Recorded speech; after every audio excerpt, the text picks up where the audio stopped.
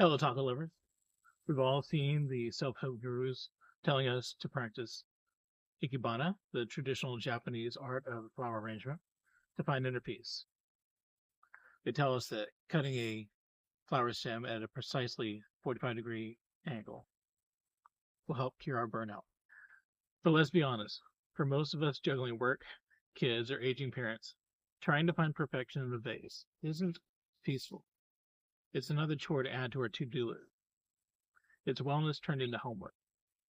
In Guatemala and Belize, they don't arrange flowers to look at them from a distance. They use them. They break them down and jump right into them for the Baño de Flores.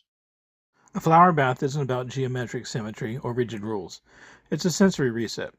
You take marigolds, roses, or local herbs, crush them in water, and wash away the heavy energy of the week. To prove my point, we're not putting roses in a minimalist vase today. We're throwing them directly into the fire. I'm making rose smoked chicken.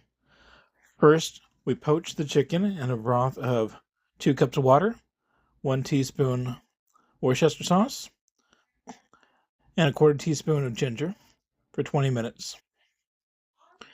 Then we're going to line a wok with foil and then put on our roses, some sugar, some salt, some rice, and cinnamon stick.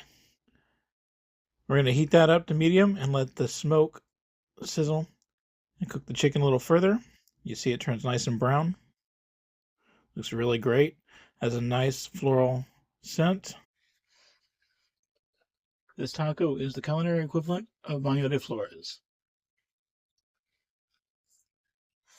The next time a wellness guru tells you that peace requires rigid rules or a specific aesthetic, remind yourself that wellness is practical.